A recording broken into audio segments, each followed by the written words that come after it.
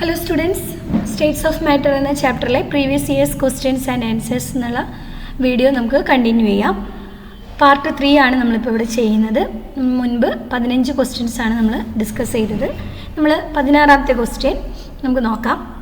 Calculate the mass of 500 ml of oxygen at 27 degree Celsius and 740 millimeter of mercury. നമുക്ക് June 2008 ചോദിച്ച question ആണ്. Calculate the mass of 500 ml of oxygen at 27 degree Celsius and pressure തന്നിട്ടുണ്ട് of mercury. ഇതിൽ നമ്മൾക്ക് എന്താണ് കണ്ടുപിടിക്കേണ്ടത്? Wait ആണ് കണ്ടുപിടിക്കേണ്ടത്. ഓക്സിജൻ്റെ മാസ് നമുക്ക് കണ്ടുപിടിക്കണം. അപ്പോൾ നമുക്ക് തന്നിട്ടുള്ള ഡാറ്റാസൊക്കെ ഒന്ന് എഴുതി നോക്കാം. വി എന്ന് പറയുന്നത് 500 ml ആണ്. അത് മില്ലി ലിറ്ററിന് നമ്മൾ ലിറ്ററാക്കി 0.5 ലിറ്ററിലാക്കിയിട്ട് എഴുതി.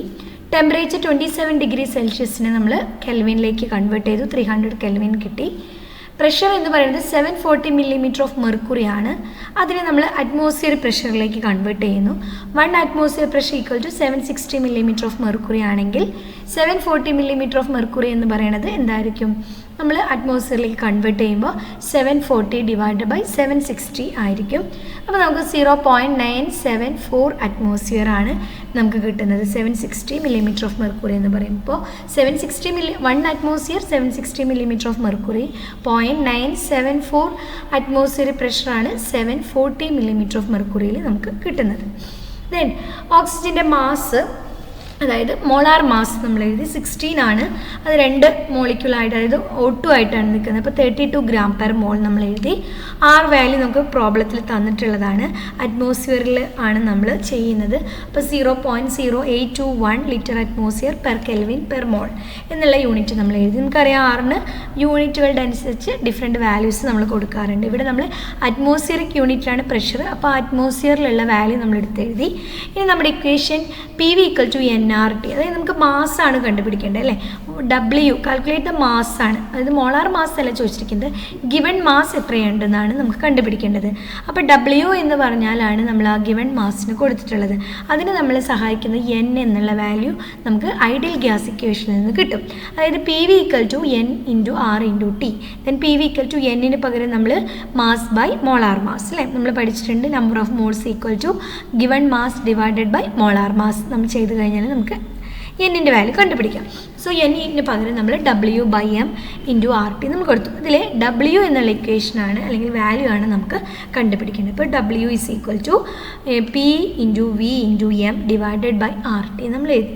നമുക്ക് തന്നിട്ടുള്ള എല്ലാ ഡാറ്റാസും നമുക്ക് കിട്ടിയിട്ടുണ്ട് അല്ലേ. പ്രഷർ 0.974 ആണ്, വോളിയം 0.5 ആണ്, ലിറ്ററിലാണ്.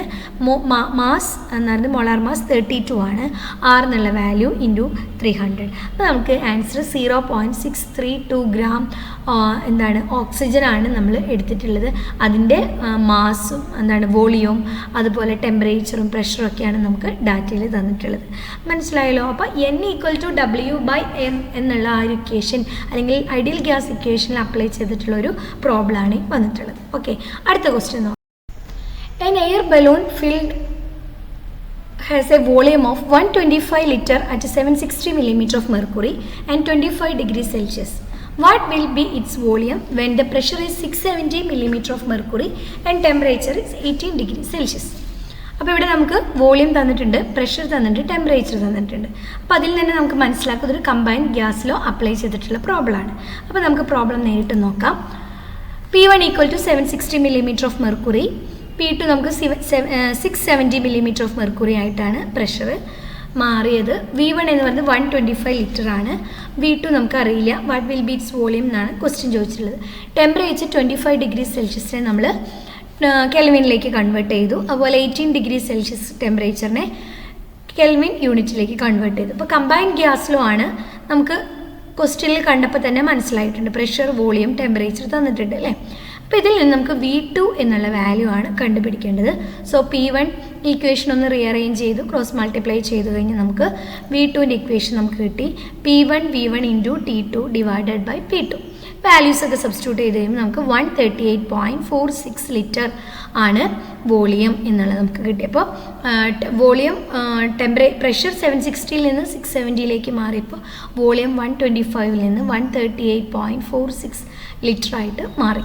ഓക്കെ, അടുത്ത ക്വസ്റ്റ്യൻ നോക്കാം.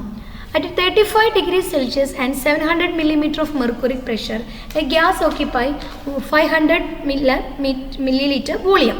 What will be its pressure when the temperature is 15 degrees Celsius and the volume of the gas is 450 ml? ഇവിടെ നമുക്ക് ടെമ്പറേച്ചർ ഉണ്ട്, പ്രഷർ തന്നിട്ടുണ്ട്, വോളിയം തന്നിട്ടുണ്ട്. നേരത്തെ ചെയ്ത അതേപോലെ തന്നെ പ്രോബ്ലമാണ് ഇവിടെ ചോദിച്ചിട്ടുള്ളത്. നമുക്ക് നോക്കാം answers. P1 equal to 700 millimeter of mercury. P2 നമുക്ക് അറിയില്ല. V1 തന്നിട്ടുണ്ട് 500 ml ആണ്. V2 450 ml ആണ്. T1 35 ഡിഗ്രി സെൽഷ്യസിനെ നമ്മൾ കെൽവിനിലേക്ക് കൺവേർട്ട് ചെയ്തു. T2 15 ഡിഗ്രി സെൽഷ്യസിനെ 288 ആയിട്ട് കൺവേർട്ട് ചെയ്തു. കമ്പൈൻഡ് ഗ്യാസിൽ അപ്ലൈ ചെയ്തു. തൊട്ട് മുൻപത്തെ പ്രോബ്ലത്തിൽ നമ്മൾ V2 ആണ് കണ്ടുപിടിച്ചത്. ഇവിടെ അതേപോലെ P2 അതായത് പ്രഷർ, സെക്കൻഡ് ടൈമിലുള്ള പ്രഷർ കണ്ടുപിടിക്കണം. സോ ഇക്വേഷനെ നമ്മളൊന്ന് സിംപ്ലിഫൈ ചെയ്തു. P1 V1 into T1 by V2 into T1. Values ഒക്കെ സബ്സ്റ്റിറ്റ്യൂട്ട് ചെയ്തു. 727.27 millimeter of mercury. അപ്പോൾ നമുക്ക് തന്നിട്ടുള്ള ക്വസ്റ്റ്യൻ നോക്കുക. പ്രഷർ തന്നിട്ടുണ്ട്, വോളിയം തന്നിട്ടുണ്ട്, ടെമ്പറേച്ചർ തന്നിട്ടുണ്ട്. അപ്പോൾ ആ ക്വസ്റ്റ്യൻ നോക്കിക്കഴിഞ്ഞാൽ നമുക്ക് ഏത് ഇക്വേഷനാണ് അപ്ലൈ ചെയ്യേണ്ടത് നമുക്ക് ഒരു ഐഡിയ നമുക്ക് കിട്ടും. മുൻപ് ചെയ്ത പ്രോബ്ലത്തിലൊക്കെ നമുക്ക് അതുപോലെയാണ് മനസ്സിലായത് അല്ലേ. ബോയിൽസ് ലോഡ്, ചാൾസ് ലോഡ് ഒക്കെ പ്രോബ്ലംസ് വരും. ഇത് ഒരു കമ്പൈൻഡ് ഗ്യാസിലോ ഉപയോഗിച്ചിട്ടുള്ള പ്രോബ്ലമാണ്. അടുത്ത question. At 25 degrees Celsius and 760 millimeter of mercury, a gas occupies 600 ml volume.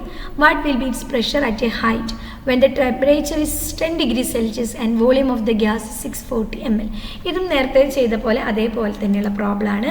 നമുക്ക് കമ്പൈൻഡ് ഗ്യാസിൽ അപ്ലൈ ചെയ്തിട്ടുള്ള പ്രോബ്ലം. P1 തന്നിട്ടുണ്ട്, P2 നമ്മൾ കണ്ടുപിടിക്കണം.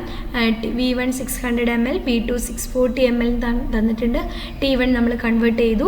ഇക്വേഷൻ നമ്മൾ എഴുതി. P1 V1 by T1 equal to P2 V2 by T2. അതിൽ നിന്ന് P2 കണ്ടുപിടിച്ചു. 676.6 millimeter of mercury എന്നുള്ളതാണ് നമ്മുടെ ആൻസർ കിട്ടിയത്. ഓക്കെ, അടുത്ത question. A sample of hydrogen gas occupy volume of 300 ml at 1.2 bar pressure and 5 degrees Celsius. Calculate its volume at 0.4 bar pressure and 7 degrees Celsius. ഇതും നേരത്തെ ചെയ്ത അതേ problem. Volume തന്നിട്ടുണ്ട്, pressure തന്നിട്ടുണ്ട്, ടെമ്പറേച്ചർ തന്നിട്ടുണ്ട്. അപ്പോൾ നമുക്ക് കമ്പൈൻഡ് ഗ്യാസിൽ അപ്ലൈ ചെയ്യുന്നു. V2 എന്നുള്ള വാല്യൂ ആണ് നമ്മളിവിടെ കണ്ടുപിടിക്കേണ്ടത്. നമ്മൾ വാല്യൂസ് സബ്സ്റ്റിറ്റ്യൂട്ട് ചെയ്ത് കഴിയുമ്പോൾ നമുക്ക് 920.8 milliliter എന്ന് നമുക്ക് കിട്ടും ആൻസർ. ഓക്കെ, അടുത്ത ക്വസ്റ്റ്യനിലേക്ക് കിടക്കാം. Give the relationship between molar mass of gas M and its density D. How are the densities of oxygen and methane related if they are kept at the same temperature and pressure? നമുക്ക് രണ്ട് question ആയിട്ടാണ് ഇവിടെ കിടക്കുന്നത്. മാസും ഡെൻസിറ്റിയും തമ്മിലുള്ള relation കണ്ടുപിടിക്കണം. അവിടെ നമുക്കൊരു problem ചോദിച്ചിട്ടുണ്ട്. Density of oxygen and methane എങ്ങനെയാണ് റിലേറ്റ് ചെയ്തിരിക്കുന്നത്, എങ്ങനെയാണ് വ്യത്യാസം, അവ തമ്മിലുള്ള റിലേഷൻ എന്താണ് നമ്മൾ കണ്ടുപിടിക്കണം. ഓക്കെ, അപ്പോൾ നമുക്ക് അവ തമ്മിലുള്ള റിലേഷൻ്റെ ഒരു ഡെറിവേഷൻ ഒന്ന് നോക്കാം. അതായത് മാസും ഡെൻസിറ്റിയും തമ്മിലുള്ള relation. Ideal gas equation PV equal to nRT. Equation ഒന്ന് നമ്മൾ റീഅറേഞ്ച് ചെയ്തു. N/V equal to P/R into T. ഇനി എന്നിന് പകരം നമ്മൾ M/V, അതായത് given mass by molar mass. അപ്പോൾ M/V divided by V equal to P divided by RT. ഇനി ഇവിടെ നമുക്കറിയാം M/V എന്നുള്ള ടേം എന്താണ്, ഡെൻസിറ്റിയാണ് അല്ലേ. അപ്പോൾ അതിന് പകരം നമ്മൾ D എന്നുള്ള ലെറ്റർ കൊടുത്തു. D/M equal to P/R into T.